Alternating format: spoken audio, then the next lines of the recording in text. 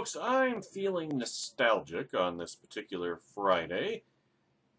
And so I thought, why don't we engage in that long, old, tried and true, cherished pastime, Clinton bashing! Yay! From the graveyard of forgotten favorites, except, of course, it's never really forgotten because the Clintons just won't go away. And of course, nobody is better at Clinton bashing than Jonah Goldberg in his G-File newsletter today. As he points out, and it's true, it's always been true, it always will be true, the Clintonoid gaslighting never ends. Now, I have questions, so many questions, and I really don't know where to begin. But these are some of the things I want to know. Does Nancy Grace realize that when they have her play herself in all of these TV shows and movies, she's being asked to play a horrible person? You can picture the scene right now, can't you? In your mind's eye. The producer says, and for the Nancy Grace character, we really need someone who can sell lugubrious, sanctimonious, parasitical opportunism and innuendo in just a few words. Casting director replies, that is tough. Hey, I have an idea. How about Nancy Grace?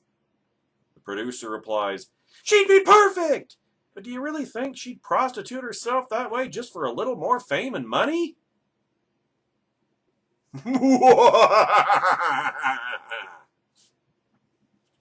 Sorry, it's bad. Maybe stylistically it was a bad Trump impression, but substantively, spot on. But I do have more questions, such as, I wonder if the CEO of BleachBit is popping the champagne. I mean, he's just gotten the greatest celebrity endorsement of a data deletion product ever. They should cut an ad immediately. The CEO could say straight into the camera, BleachBit, it's so effective, it's what the Clintons use to hide their yoga emails. But he wouldn't. He would really need to hit the air quotes around yoga. And then they could cut to Trey Gowdy, who would exclaim, it's so good even God can't read them. Read them. Puh. Oh, a moment ago I was saying something about lugubrious parasites, or something like that, which of course calls to mind Sidney Blumenthal. Now, my understanding is that Blumenthal doesn't, in fact, have bones, so much as a quasi-skeleton made out of highly flexible cartilage, allowing him to get his head further up the rectum of anyone surnamed Clinton far more effectively than a normal human might. Kind of like the genetically altered Sulaban on Star Trek Enterprise, for example. Now, that's not important right now, but it does remind me to again ask, if the Clinton Foundation is purely a wonderful and glorious charity, why on earth would Sid Blumenthal be working there?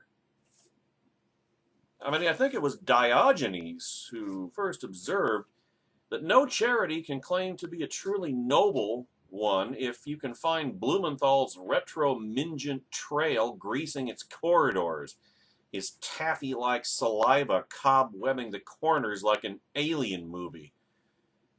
It's like saying, this church does God's work, not counting the pimp who turned the last 3 pews into an office and stable for his ladies.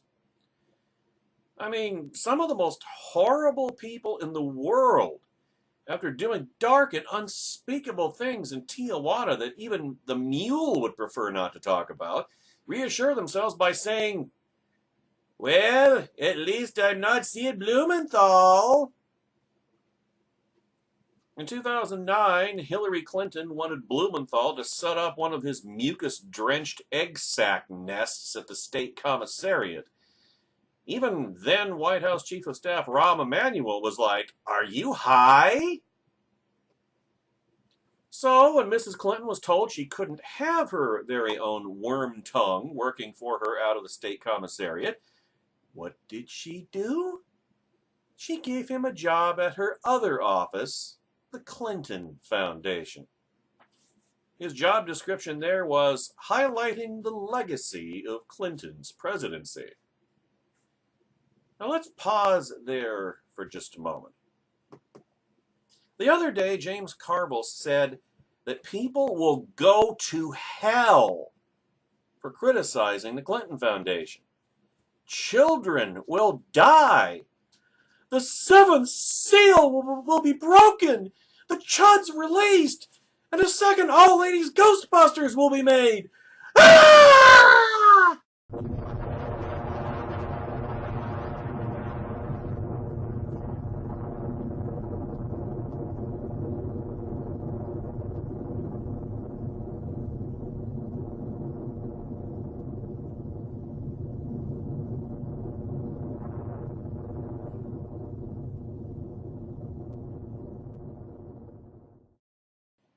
The Clinton Foundation, in Carville's words, takes money from rich people and gives it to poor people. Well, yeah, okay, sometimes they do that. But on Carville's own terms, every dime they take from rich people is for the stated purpose of giving it to poor people, or spending it on their behalf. Did the Clinton Foundation tell donors who thought they were helping fight AIDS in Africa, oh, by the way, we're going to take 10 grand a month off the top and give it to Sidney Blumenthal so he can work as a presidential legacy fluffer? Of course, Blumenthal didn't do much of that because that job was his cover. Christopher Maltasanti didn't spend a lot of time at his webistics doing market research either. Rather, he spent his days running an off-book intelligence and consulting service, sending Mrs. Clinton memos on her Libyan adventure and the like. Look, Hillary Clinton said that she would avoid even the appearance of conflict between her work at state and her foundation. But one of the first things she did when she became commissar was have her foundation put Blumenthal on the payroll of her foundation so he could do the job she wanted him to do at state. Just last June, Mrs. Clinton said, quote, "There is absolutely no connection between anything that I did as Commissar of State and the Clinton Foundation." Close quote. But we've spent all week reading emails and hearing about all of the phone messages back and forth from the Clinton Foundation and Hillary's top aides. And yet the press keeps talking about the need for a fucking smoking gun. Now, I'm not going to get all worked up about this smoking gun insanity again, just half worked up. But it's really as if people don't understand that a smoking gun is a very high evidentiary bar that most prosecutors, or journalists, never have to meet. Imagine a cop answers a call and comes to a bar where a guy named Jack Butler is caked in the blood of a dozen victims. One of the victims actually wrote in his own blood, "Butler did it!" Which was ironic because the victim was also a big fan of 1930s detective novels. A waitress who hid behind the jukebox points at Butler and says, "He did it!" Butler himself says, "You got me." But the cop, going by the standards of Beltway cliches, says, "Damn, there's nothing I can do. I don't see any smoke coming out of his gun." Everyone wants proof as a quid pro quo from one of these mega donors in the emails. Well, bless your heart. As if the Clintons would ever put something like that in writing. And if one of their aides did so by accident, well, bust out the bleach bit, baby! Use it like fraternity brothers use Febreze on the morning after parents' visiting day. Or before. Did I say after or before? It meant to say before. Now, as I write, or as Jonah Goldberg writes in his column today, you don't need to look for a quid pro quo in the meetings. The meetings are the quo. Quote, being able to say to business partners, creditors, local politicians, etc., when I met with Commissar of State Clinton last week, ... name dropping, in other words, prestige, status, access, that in itself is a gift. In America, and even more so abroad, possessing a reputation for having friends in the highest places is a priceless asset. All campaigns understand this. Donors could always just send the check by mail, but politicians understand that one of the things a donor is buying is the ability to strut like an insider and dine out on your political connections. When Bill Clinton rented out the Lincoln bedroom in the White House to big donors, the donors didn't get to keep the furniture, but they did get to begin sentences with phrases like, the last time I stayed at the White House, ... Close quote. Now, in Jerry Maguire, the movie, for those of you, how old would you have to have been to have seen that and be, for those of you 40 and younger, basically, Cuba Gooding Jr.'s character gives the great speech about the Quan. It's his made-up word for not just having money, but also love, respect, the whole package.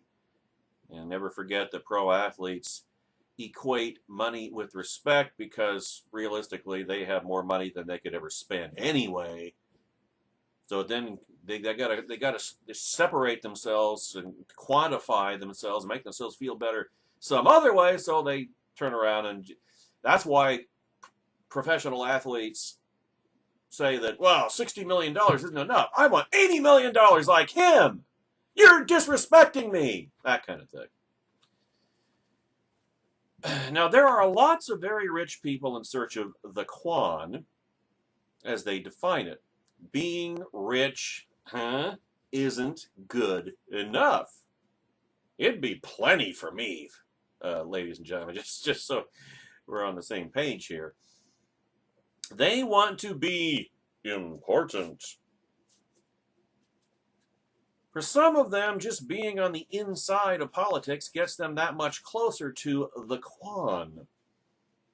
Writing a check to a campaign or to the Clinton Foundation is a small amount of quid for the quo of the Quan. Do you think Justin Timberlake spent a small fortune hosting a fundraiser for Hillary Clinton this week because he's got a pressing business concern that requires a presidential favor? Of course not. Having her at his house was the payoff. Anyway, Mrs. Clinton may have sold more than just FaceTime and bragging rights. I'm fairly confident she did. Nod, nod, nudge, nudge, wink, wink. But the point is, you don't need to prove any of that to understand that this whole thing is a farce. I know, saying Mrs. Clinton is a liar has lost all of its oomph because it has been so obviously true for so long. That's what Trumplicans don't seem to understand. But it's so easy to feel like that, like they pull crazy pills on the water supply these days. See, in his deposition during the Lewinsky investigation, the aforementioned Sidney Blumenthal claimed that Bill Clinton had confided in him, quote, I feel like a character in a novel. The president, that's what he's alleged to have said. I feel like somebody who is surrounded by an oppressive force that is creating a lie about me and I can't get the truth out. Or maybe I should do it in my Clinton voice. I feel like a character in a novel, president allegedly said. I feel like somebody who's surrounded by an oppressive force that is creating a lie about me and I can't get the truth out. I feel like the character in the novel Darkness at Noon. Assuming that Blumenthal wasn't lying about the conversation taking place, always a possibility, this always struck me as a great example of Bill Clinton's gift for gaslighting. Not only was he denying the truth of the matter, he was proclaiming that the entire system was paranoid and deluded. That he was in effect the last sane, that he, in effect, was the last sane man. And no, and actually, I don't think anybody can really, I don't legitimately claim that Bill Clinton isn't sane. By his own lights, he's entirely sane. He's also sociopathic and a pathological liar, but by his own logic, he is perfectly sane. I mean, how could anybody who always gets away with it be insane? I mean, you could make the case that, the old saying about, pleading insanity, that those who plead insanity may be the sanest people of all because they know it's always going to work. Never mind that Clinton was using Blumenthal to transmit a lie to his wife. Not that she would have not been aware of the truth. Never mind that he was the commander-in-chief and not some dissident intellectual caught in the switches of Stalinism. I still know the feeling that Clinton, or really Arthur Koestler, the author of Darkness at Noon, was trying to conjure. I sometimes sit watching the TV and ask, am I the crazy one? Yeah, I kind of have that feeling myself a lot these days. Or except that I'm being sarcastic because I'm the only sane one. This is what it feels like a lot of days. And then I read Red State National Review and I'm reminded that there are still a few of us who still have possession of our mental faculties.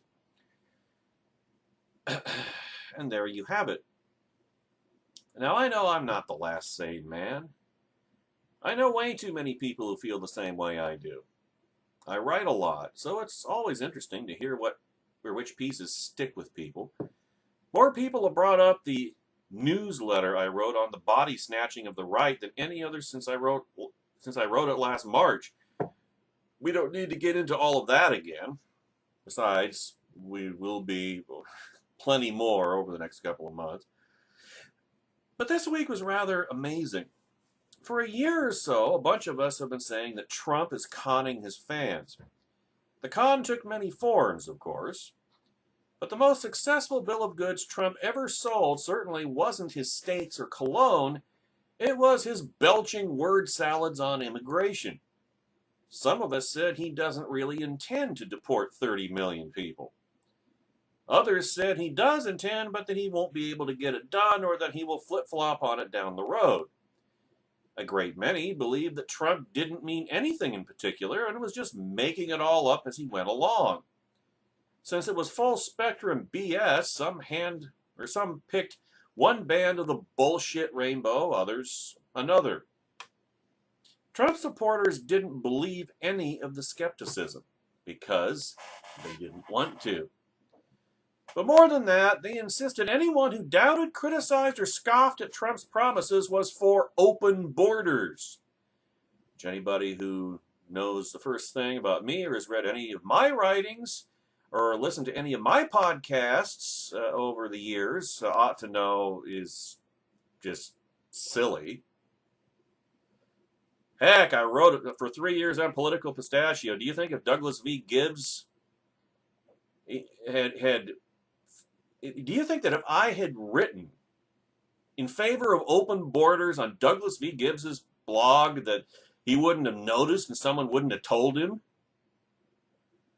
Jeez. When Ted Cruz demurred from the idea of a deportation force, a phrase I believe Trump learned for the first time from Micah Brzezinski, it was suddenly agreed that Cruz too was weak on immigration. Deportation force. Picture those optics, folks.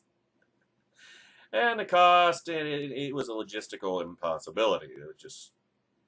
Remember when Mitt Romney coined the term self-deportation 4 years ago and everybody laughed at him? Economics is a powerful thing if you understand how it works. And self-deportation would have worked. Remove the economic incentives for illegal aliens to come across the border. Guess what? Fewer and fewer will come across the border, and those who are already up here will go home. You don't need those horrible, hideous, horrid optics. It never would have happened anyway, but which just underscores how ridiculous it was. But no, Trumplicans wanted to believe.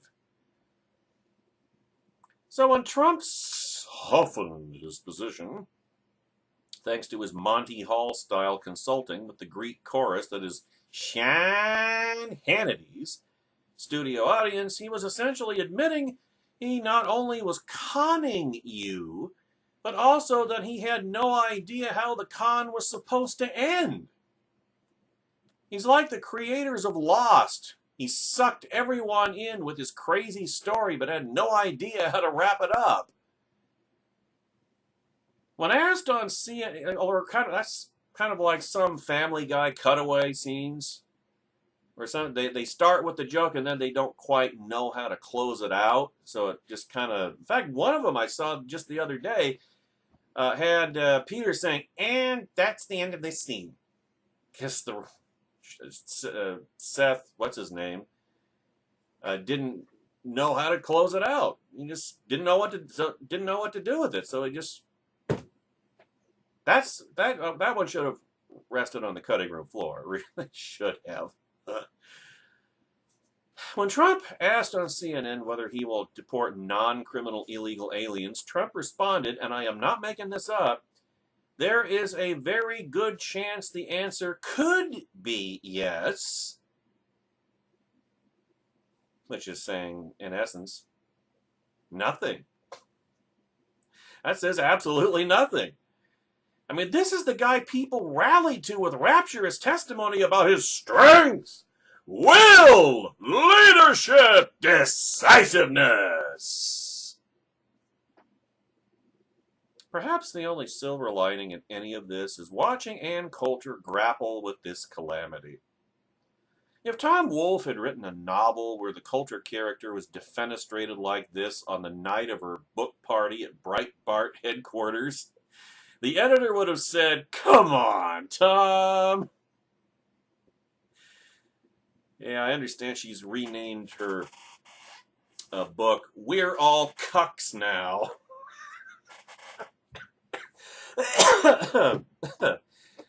And yet Anne is sticking with her guy. She's even adapting her position on immigration, as we discussed in the video uploaded earlier today.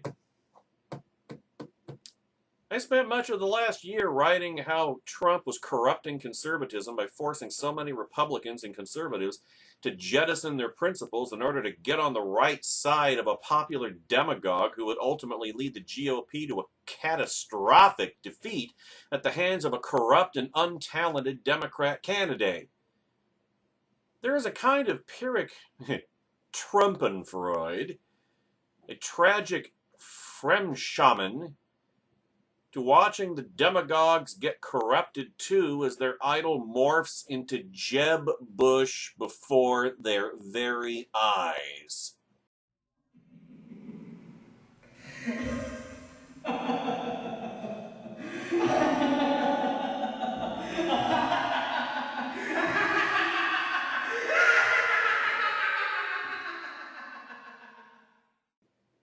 But I'll give this much to Trump. He's managed to turn Karl Marx on his head. It was his campaign that began as farce and ended in tragedy.